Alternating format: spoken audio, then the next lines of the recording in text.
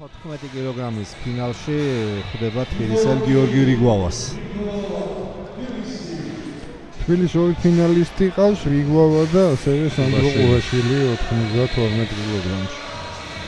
ძალიან საინტერესო დაპირისპირება უნდა იყოს ყურაშვილი მარგიშვილი. ხო, აი ამბროლაურს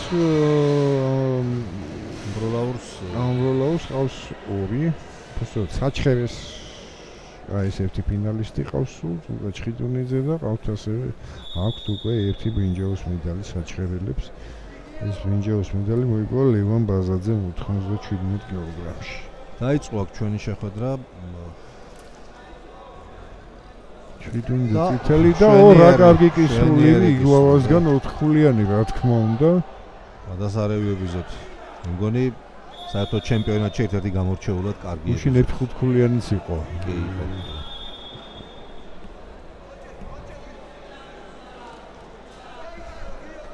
აკაი ხო დარბაზში რაიყო პირველ 23-ში გაუშვათ, ან ფაქტობრივად დაწყებისთანავე კონცენტრაცია აკლდა ჩხიდუნიძეს და ეხლა აი ძალისხმევა მოუწევს 4 ხულა არ არის სახუმარო საქმე. ახლა დარბაზში შემოვიდნენ მირიან მაისურაძე, ჩვენი მაკრების ერთ-ერთი ლიდერი წევრი, ევროპის მსოფლიოს მედალოსანი და გიორგი მეშვილდიშვილი ოლიმპიური პრიზიორი, რომელიც აზერბაიჯანის სახელით გამოდის უკვე. უკვე კი არა რამდენიმე წელიწადია. თუმცა ყველას კარგად გვახსოვს ოლიმპიადის დაჯილდოების ცერემონიალზე მისი ჟესტი, როდესაც საქართველოს ჰიმნის დროს პეტრიაშვილის გამარჯვების აღსანიშნავად მასაც გულზე ხელი ედო. გაიყონა ხშიდუნიძე მეტოქე მიიღო ერთი ქულა, ეს ცოტათი შეუმსუბუქებს, ეხლა 4 ხულიანზე უკვე ის წინ გავა. 4 ხულიანი ხო სათხმელად ადვილია. რეალურად იშვიათია. ძალიან ესეთი კარგი შეხვედრა იქნება ესეც, ჩხეტონიძეს უკან დასახევი გზა არ აქვს, ამ დროს ნამდვილად შეუძლია ბილეთების გაკეთება. თავის მხრივ ხა არც რიგვავა არ ჩანს ხელწამოსაკრავი, მხოლოდ ის რომ ფინალში გავიდეს, უკვე ძალიან ბევრს ნიშნავს და აქ ხა როგორი 4 ხულიანი დაიწყო ეს ფინალი, კარგად ნახეთ წიდეს უყალა.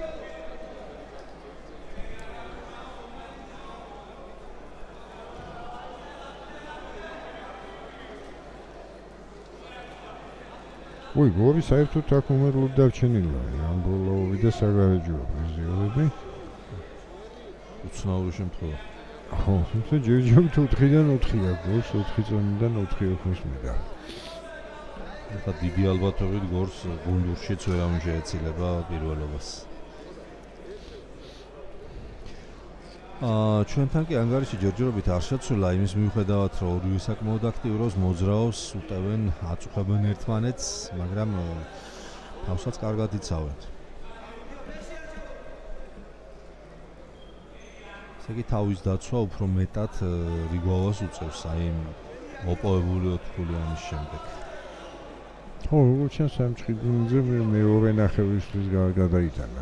ვერ გამოვიდა იმ 4 ხულიანი გაშვებული გდებიდან, ისე ძალიან მოულოდნელი იყო, რა თქმა უნდა, ალბათ მისთვისაც. დასრულდა პირველი ნახევარი 4-1 წინააღმდეგ რიგვავამ ჩვენიერი კისროვის სწავლობით. ახლა დრო გავიდა და ამიტომ ფულით ეს არ შეფასდება.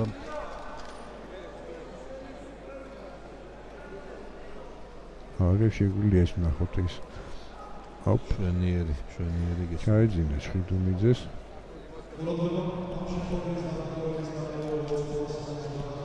კიდევ ერთხელ ნახოთ. აგერ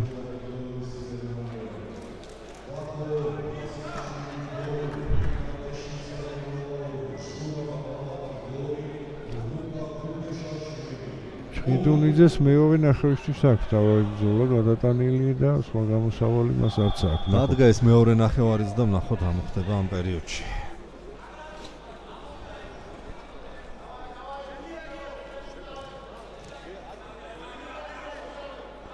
იგივე უკვე მოუწოდებს საჯი რიგვავას პასიურობისკენ.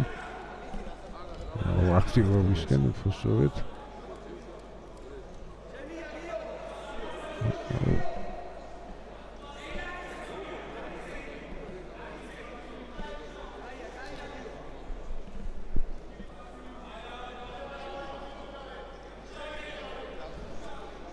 ეხლა უკვე ჩხიდუნიძეს გაანეიტრალა ის საწყისი აქტივობა იგავამ ერთი წუთის თითქმის მილი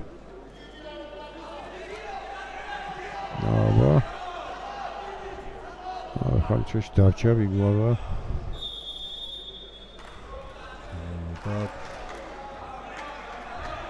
პასიურობისთვის შემჩნევა რიგოვას უმალ შევიდა ფეხში თუ წელში და ახლა შეიძლება ჩიტუნიძე მაგრამ ჯერჯერობით დაჭერილი არ და წამოდგა ამასობაში იგავა ჯერჯერობით იცავს თავს და არაფრის შანსი არ ქონია მაინც და მაინც ჩიტუნიძეს ერთადერთ შეიძლება 30 წამი ჩაუთან ახლა იგავას ალბათ ერთი მოწოდებაც და მეტი მოწოდება აღარ იქნება უკვე ჩაუთან 4-2 ორქულიანი არ ყოფნის ამ შემთხვევაში ჩხიდუნიძეს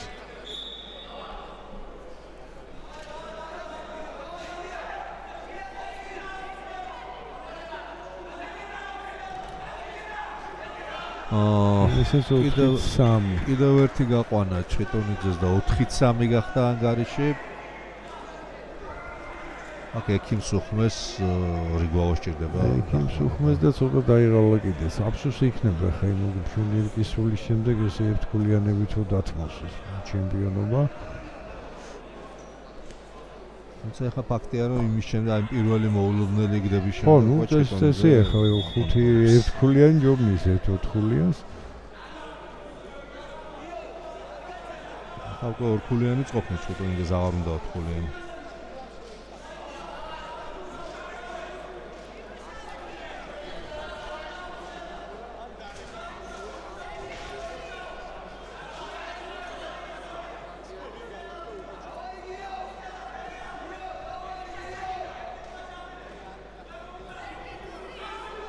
იმოდანო არ გაუწია წინააღმდეგობა რიგოვამ არაფრის გაკეთების საშუალება არ მისცა 30 წამი აღარ ჩაირთვება და ახაც 9 დარჩა ვერ დარჩა 4-4 თუმცა ეს ანგარიში ჯერჯერობით რიგოვას აძლევს ხელს უბრალოდ კიდევ ერთხელ თუ გაიყვანა მაგრამ აუჭირდება ამის დაცვა უკვე 54 წამში 4 წამი დრო საკმარისი არის რათ უნდა ეხა ის შემოაგდებს ეხა ამ ჩელენჯს და დაკარგავს და 5-4 ახდება. რატო შემოაგდებინან, რატო შემოაგდო არ ვიცი. ჯერჯერობით რიგოვა მოითხოვა აშკარად. ხო, აშკარად მეტოქის ხალიჩაზე გაყვანაზე მუშაობს ეხა ჩხიტუნიძე და 4-ჯერ მოაკერხა ეს. ის ყოველთვის ერთი ფულა არ არის ხოლმე როგორც წესი. ილეთის ვსწელობა არ ქონია, თუმცა მაინც ვერ მივხვდი აი ამ ჩელენჯს.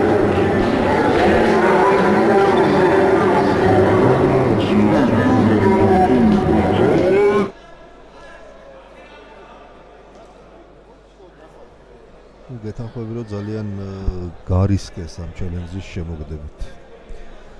ჯერჯერობით ამ ეტაპზე უპირატესობა აი ამ საყაიმო ანგარიშზე მათ მხარეს იყო და ახლა თუ არ დააკმაყოფილდეს მსაჯებმა მაშინ მომენტალურად უპირატესობა გადავა ჩხიტუნიძის მხარეს.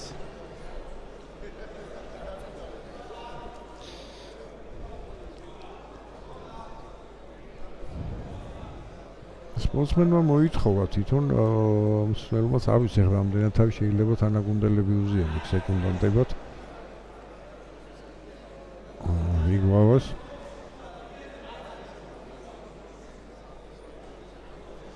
ჯერჯერობით კი ისე ურძელდება განხილვა, ჯერჯერობით ანგარიში ისე 4-4 არის, რაც რიგოვას აძლევს ხელს. მაგრამ დაველოდოთ საჭთა საბოლოო ვერდიქტს. მე მგონი უკვე დაამთავრეს მათაზე, ნახოთ აბა რა გადაწყვეტილებას გამოაცხადებენ.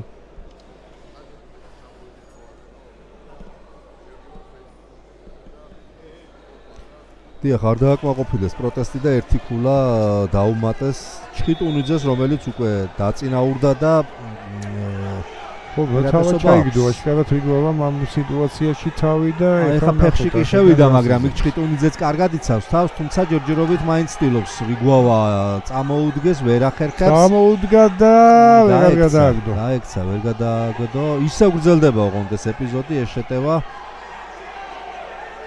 ფეხი აქვს ჩაჭერილი აქ კი რიგოვას, მაგრამ კონტრშეტევაზე კარგად 17 გლოკავს წამი დარჩა. მეტოქეს ჩხიტონიძეც. ახლა შეიძლება მანაც წრემდე მიიყვანოს. არა, ის არ ცდილობს ჩოქჯენში გადაყვანას ცდილობს და დამთავრდა ამასობაში.